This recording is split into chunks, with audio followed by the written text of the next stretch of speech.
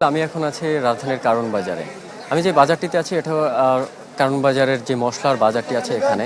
তবে আপনাকে আমি একটি কথা জানিয়ে রাখতে চাই যে গত 15 দিনের ব্যবধানে মশলার বাজারে কিন্তু এক প্রকার আগুন ধরেছে বলাই যায়।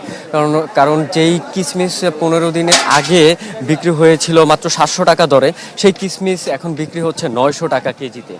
এদিকে আলু বোখরার কথা যদি বলি, সেটা 15 দিন আগে 650 টাকা বিক্রি হলেও এখন বর্তমানে বিক্রি হচ্ছে 1300 টাকায়।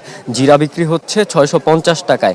আমদানি করা রসুন বিক্রি হচ্ছে 200 টাকা কেজিতে, যা গত 15 দিন আগেও 120 টাকার মতো ছিল। এদিকে মরিচ বিক্রি হচ্ছে 350 টাকায়। আর কাশ্মীরি শুকনা মরিচ যেটা, সেটা বিক্রি হচ্ছে 450 টাকা দরে। আমি যদি আপনাকে এলাইসের কথা বলি, এলাইস বিক্রি হচ্ছে 5000 টাকা কেজি, গোলমরিচ 1200 টাকা। আর এদিকে ঈদে আরেকটি জিনিসের সবচেয়ে বেশি চাহিদা থাকে, সেটা হচ্ছে সেমাই।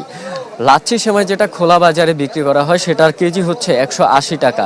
এদিকে প্যাকেটজাত সেমাইয়ের 40 টাকা থেকে কিন্তু 700 টাকা পর্যন্ত আছে। এদিকে দাম বেড়েছে ঘিয়ের।